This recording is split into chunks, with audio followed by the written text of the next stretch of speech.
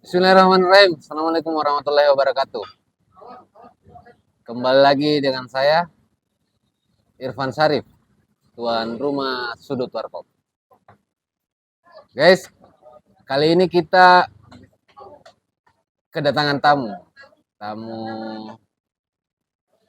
yang bisa membuat kita sedikit punya banyak informasi. Pemilik salah satu kedai warung kopi di Kabupaten Majene. Orangnya masih muda dan termasuk penggerak pemuda di Kabupaten Majene. Saya perkenalkan saja secara langsung, Mas Bro, Edi. Kabar bro? Alhamdulillah sehat-sehat. Baik. Gimana nih? Usaha kopinya gimana nih bro? Sejauh ini ya, alhamdulillah lumayan lancar. Lancar ya?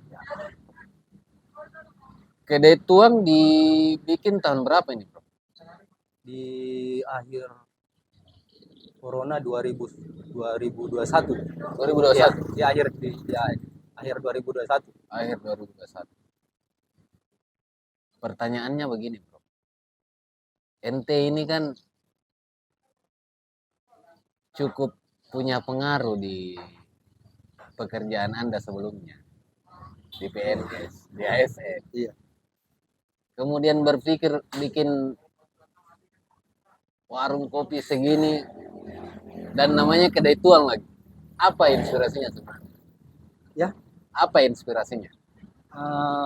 kita dari segi nama ya. Dari segi nama kenapa dia jadi tuang itu secara spesifik bahasa tuang itu kan menumpahkan.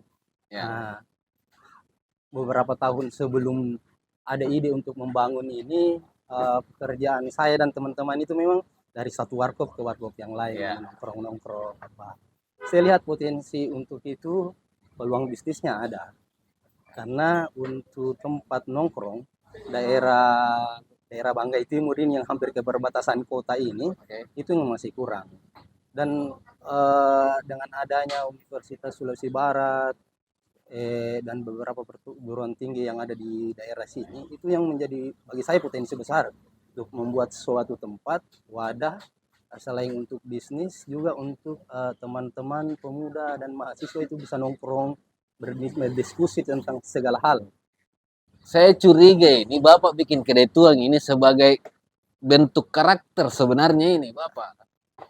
Karakternya Mas Bro Edi yang dimunculkan di kedai tuang.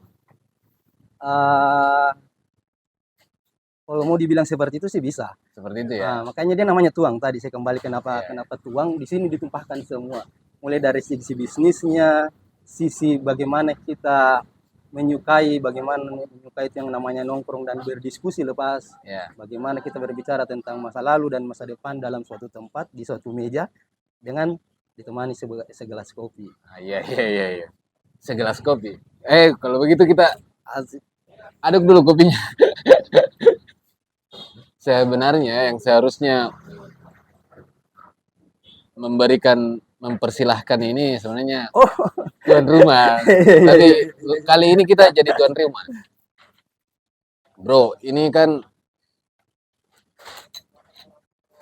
Universitas Sulawesi Barat, Universitas Sumakaka, ada di sekitar sini.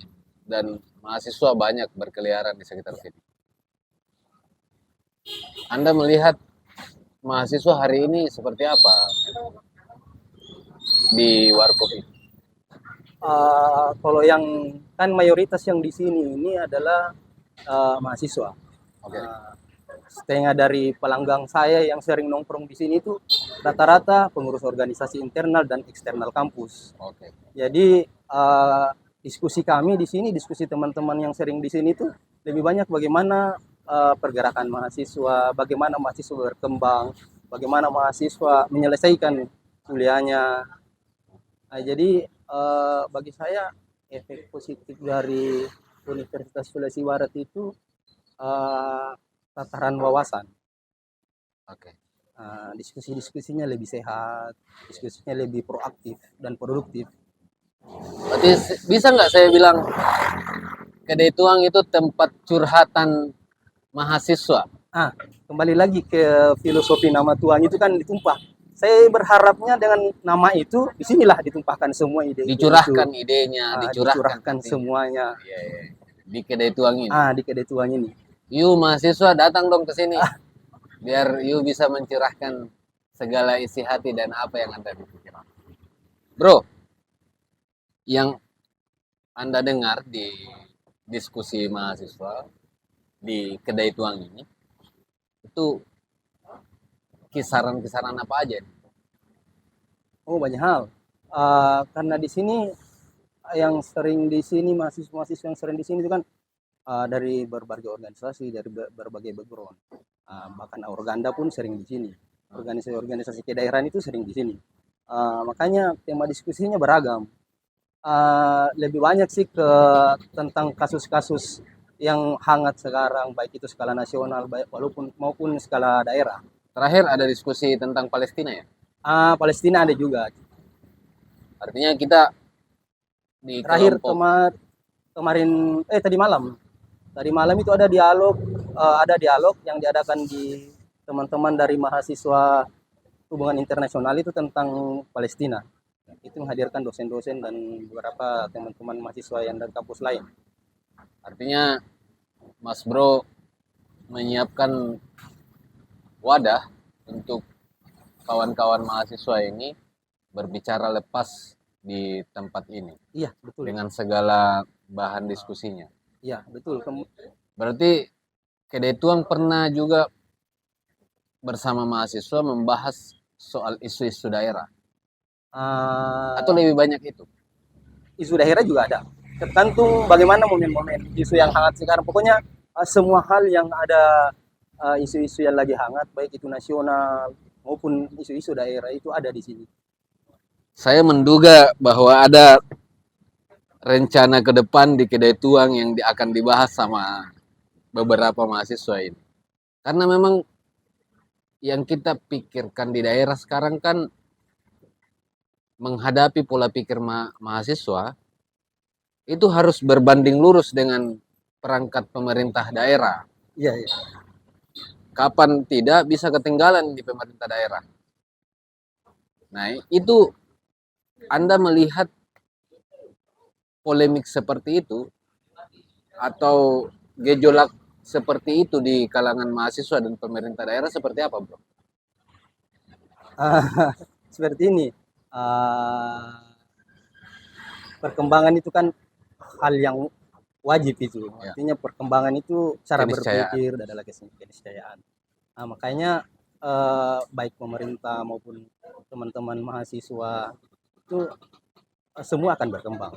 Persoalannya saat ini yang saya ikuti dari diskusinya teman-teman di sini bukan persoalan ada yang ketinggalan dan ada yang lebih jauh, lebih cara berpikirnya lebih jauh. Cuman persoalan bagaimana masing-masing menggunakan posisinya dan memanfaatkan posisinya.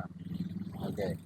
Bagaimana mereka bekerja, bagaimana mereka berlaku sesuai dengan apa yang mereka miliki sekarang.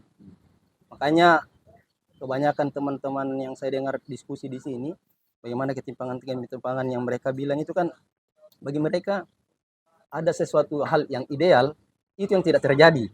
Ya. Itu yang mereka teriakan, itu yang mereka diskusikan di sini. Dan itu akhirnya punya gejolak efek. Iya. Karena beberapa aksi saya lihat mahasiswa bergerak nih. Mulai dari kemarin yang paling ribut itu penundaan pemilihan kepala desa kan? Oh iya, iya. Nah, kalau begitu berarti kan respon mahasiswa menurut Anda ini terhadap gejolak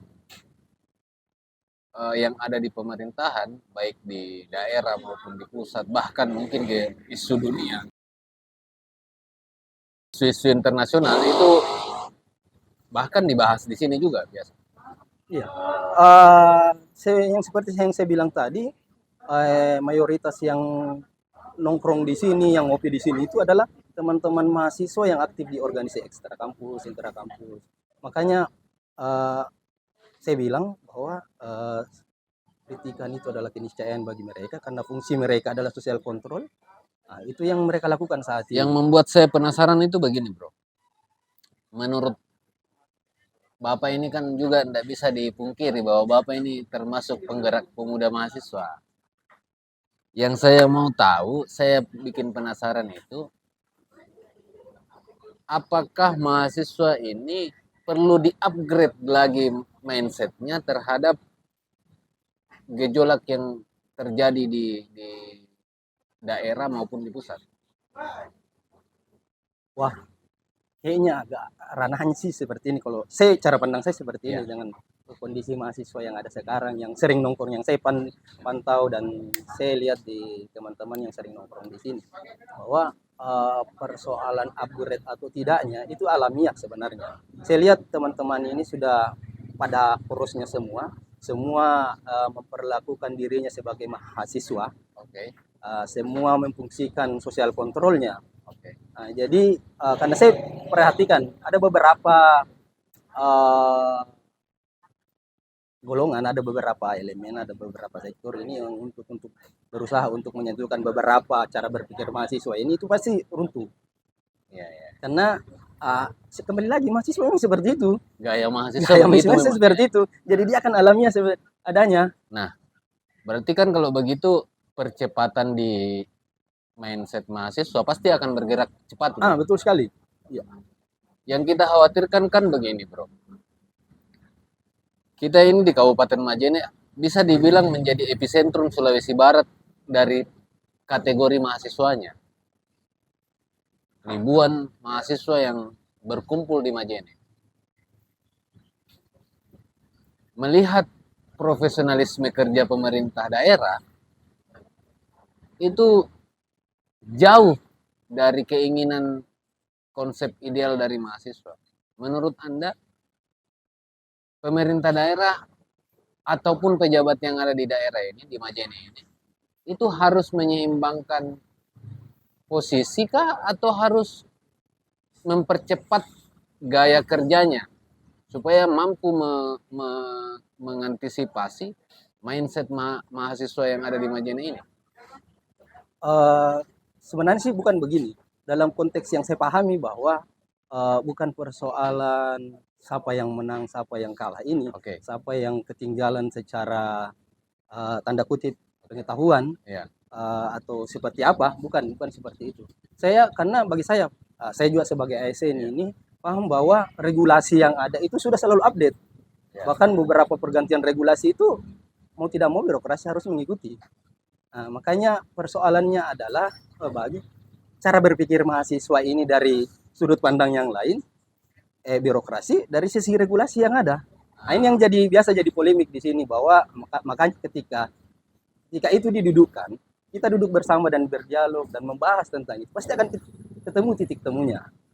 Pasti kita akan ketemu dalam. Kecuali kalau pemerintah itu kemudian tertutup.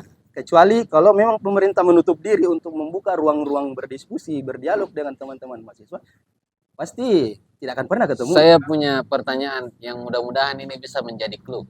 Menurut Anda pemerintah tertutup enggak atau terbuka hari ini? Wah, saya bukan pada posisi untuk bisa menentukan itu.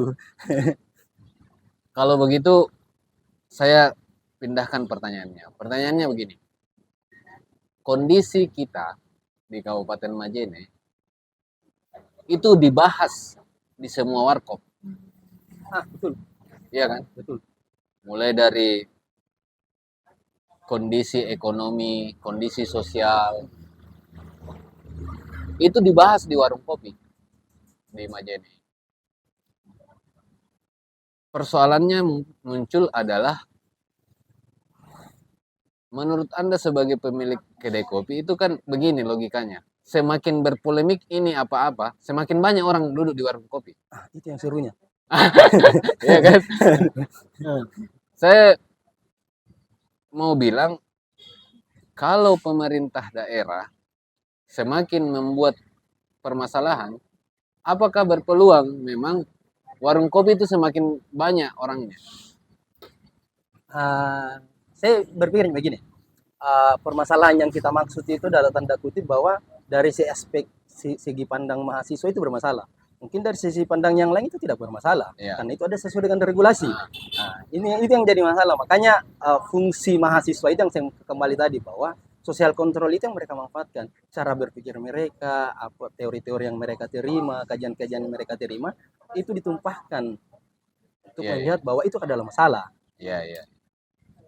Bahkan mungkin seandainya bisa dibilang, jangankan pemerintah daerah, bajunya aja dipermasalahkan, Betul sekali. kan? Sebagai mahasiswa ini kan, Sebagai mahasiswa ya seperti itu, ya begitu memang gayanya ya. karena memang sudah seperti itu. Nah, bro, kita ke sisi eh, menjemput pemilu 2024 ini, bro. Ya. Diskusi warung kopi pasti juga muncul nih. Untuk di kedai tuang itu belum terlalu hangat, karena mungkin bagaimana penyekatan atas banyaknya caleg, banyaknya calon, mungkin itu yang menjadi agak sensitif untuk untuk teman-teman yang di sini itu menjadi bahan diskusi, bahwa Oke. perbedaan orang-orang caleg-caleg, perbedaan kandidat-kandidat yang akan maju itu yang akan menjadi agak sensitif di sini. Tapi Dan yang entahlah kalau ke depan ini untuk beberapa bulan terakhir ini itu belum hangat. belum ya. Kalau Pilpres bagaimana? Pilpres itu yang agak hangat. Agak hangat. Karena hampir semua relawan-relawan dari organ-organ mahasiswa pemuda itu sering nongkrong di sini dan berbeda kandidat. Ini yang Berbeda serunya. kandidat ya. Artinya kalau begitu kita bisa bilang bahwa di Majene ini 3 pasangan calon presiden semua dibahas. Semua dibahas. Semua dibahas ya. Artinya tidak ada yang terlalu menonjol. Iya.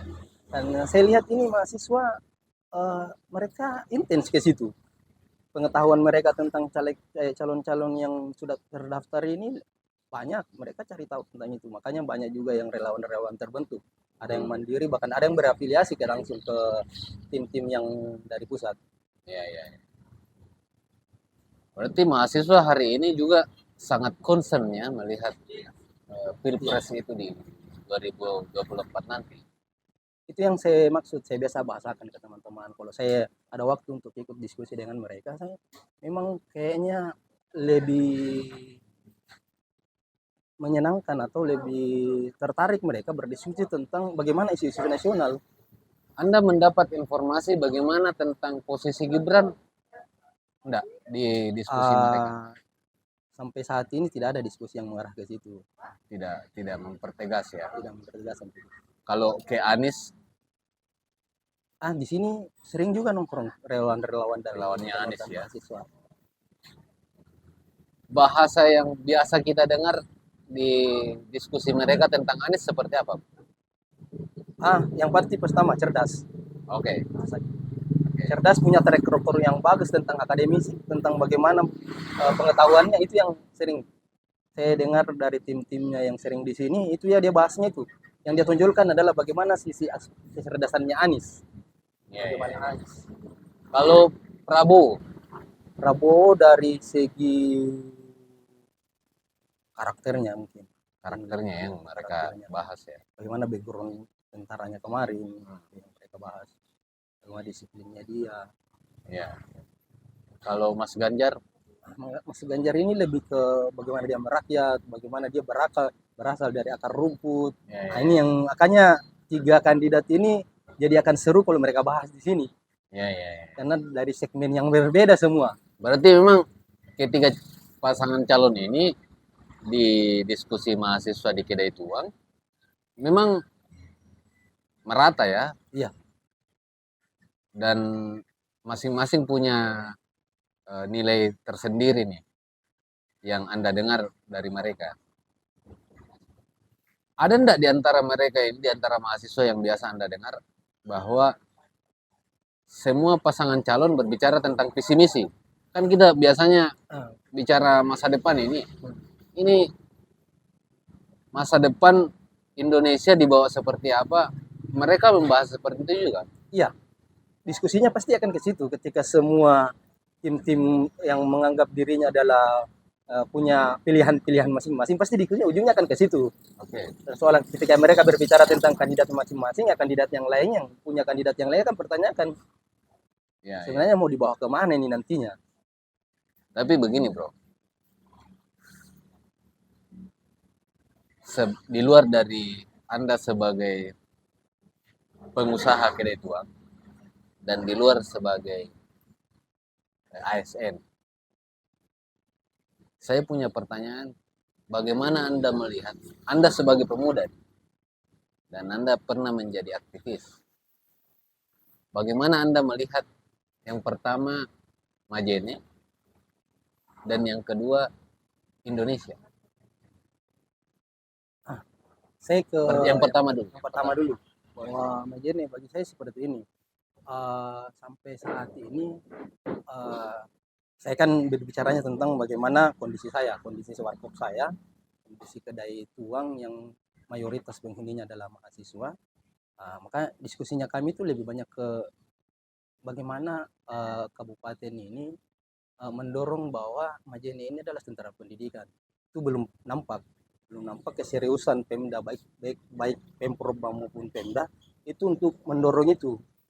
Fasilitas-fasilitas yang ada untuk pendidikan itu masih sangat minim. Ya kan kita lihat semua, akses untuk ke Unsulbar saja, akses untuk ke Stein saja itu masih sangat jauh dari layak. Ya, itu yang seperti bagi saya itu. Kalau untuk skala nasional mungkin kembali lagi bahwa kita adalah Indonesia Timur, kita di Sulawesi, kita jauh dari pusat kota. Ya kayaknya memang Jauh dari api ya. jauh dari api. Jadi tidak berasa panas gitu. Ini yang jadi masalah. Dengan regulasi-regulasi yang ada, sistem-sistem bagaimana dunia pendidikan dari pusat, bagaimana bantuan-bantuan dari pusat itu kayaknya kita nomor kesekian. Nah, ada begini bro, yang berkaitan untuk itu. Anda pengalaman juga sebagai ASN, pengalaman juga melihat bahwa pola bantuan pusat kepada daerah itu tergantung anggota DPR-nya, DPR RI khususnya. Kemudian yang kedua juga bergantung kepada pemimpinnya. Sekuat mana ini pemimpin sebagai pemimpin mampu membuat pusat untuk tidak punya alasan tidak menerima ini proposal yang diajukan daerah. Contoh misalnya kalau kita bicara Majene ini kan, kalau kita bicara pendidikan di Majene, bahkan kita bisa berani mengatakan mungkin bahwa Majene ini berpotensi membuat peradaban karena lembaga pendidikannya luar biasa. Makassar misalnya dulu punya Unhas, punya Ekip. Majene punya Unsulbar, punya Stein. Makassar 25 tahun yang lalu itu tidak terlalu bagaimana amat. 10 tahun yang lalu baru dia mulai mengejar luar biasa. Mulai naik daun. Tapi dia menjemput 15 tahun sebelumnya, di masa-masa kita kuliah itu, kan dia mulai kencang untuk membahas bagaimana seharusnya Makassar. Karena peluang itu ada. Majene kalau tidak membantu daerah melalui pusat, kan berpotensi tidak mendapatkan akselerasi yang dimaksud. Nah, ini penting juga kalau misalnya sebagai orang yang melihat pemerintah daerah ini dan peluang sampai ke pemilu menentukan anggota DPR RI, penting dah itu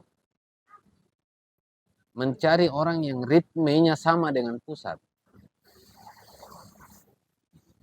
Begini mungkin, saya sering dengar diskusi tentang seperti itu. Saya malah berpikir seperti ini. Ternyata untuk bantuan, bagaimana memakmurkan daerah, itu kita harus masih berlaku sistem ekonomi yang mana produsen, yang mana konsumen. Nah, kita dalam ini kayak konsumen, butuh hal-hal yang seperti yang kita katakan tadi, bahwa butuh orang yang berteriak, butuh orang yang akan menjual kita di sana. Persoalannya sekarang bagi saya, Apa produknya? mampu pernah tidak kita mensinergikan pusat ini maunya seperti apa? Kita mengikut ke pusat. Kan sebagai regulasi memang harus seperti itu. Oke. Bahwa pusat punya perencanaan tahun ini, punya perencanaan 5 tahun ke depan. Kenapa tidak kita mengikut ke situ? Kita mau bikin tahun depan apa? Itu kita lihat dulu pusat mau bikin apa.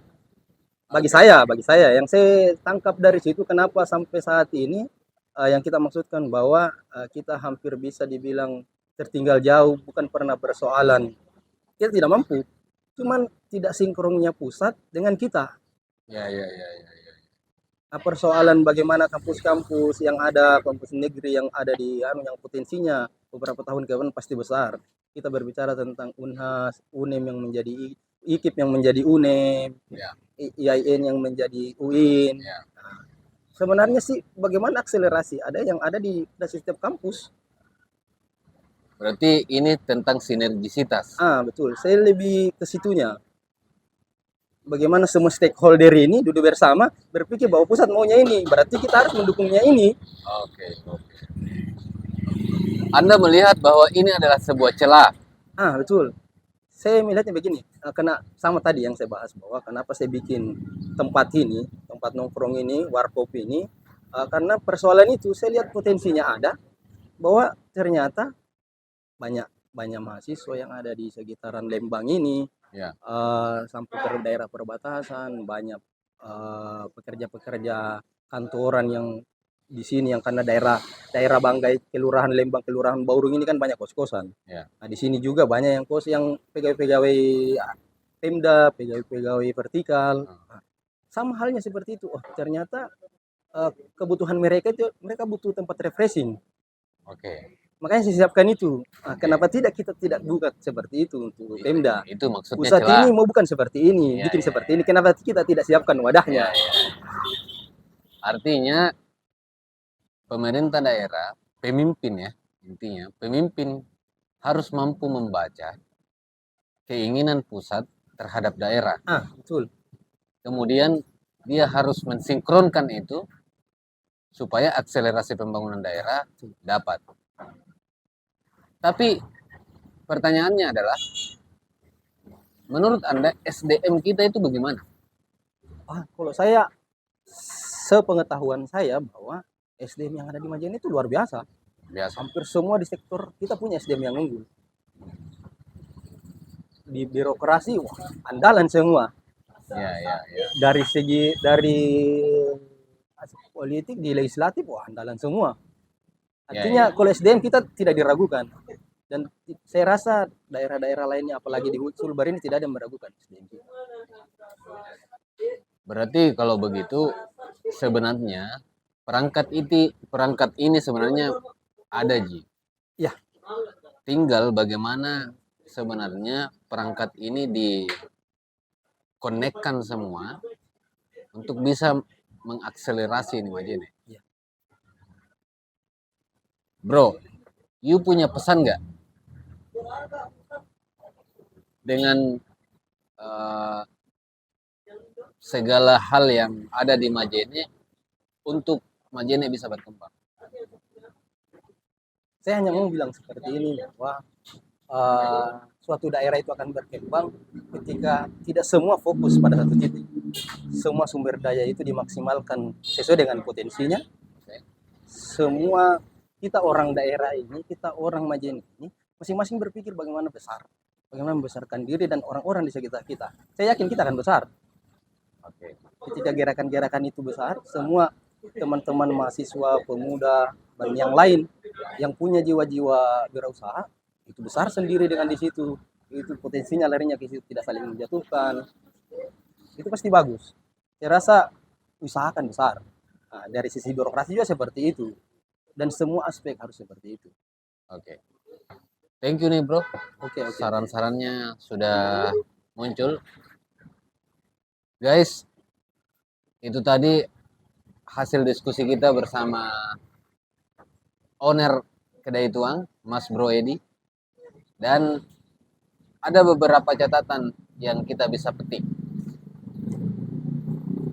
pemerintah daerah atau pemimpin yang ada di daerah seharusnya berpikir untuk bersinergi dengan program pemerintah pusat demi mendapatkan akselerasi pembangunan di Kabupaten Majene yang sifatnya memberikan keadilan sosial bagi rakyat Majene.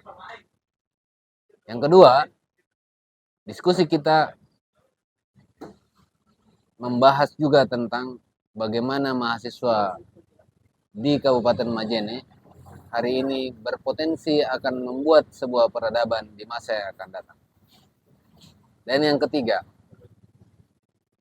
Majene yang berpotensi menjadi daerah pendidikan menjadi salah satu daerah yang potensial untuk dijadikan daerah investasi. 3 catatan ini menjadi penting dalam diskusi kita hari ini. Thank you Mas Bro Oke, makasih. sudah memberikan pencerahan untuk kita bersama para pemirsa Sudut Warkop. Saya ucapkan terima kasih dan kita akan bertemu kembali pada momen yang lain, pada pembahasan yang lain. Semoga pembicaraan kita hari ini bisa bermanfaat untuk kita semua. Saya Irfan Sarip, mohon pamit. Mas Bro Edi di Sudut Warkop yang lain. Assalamualaikum warahmatullahi wabarakatuh. Thank you.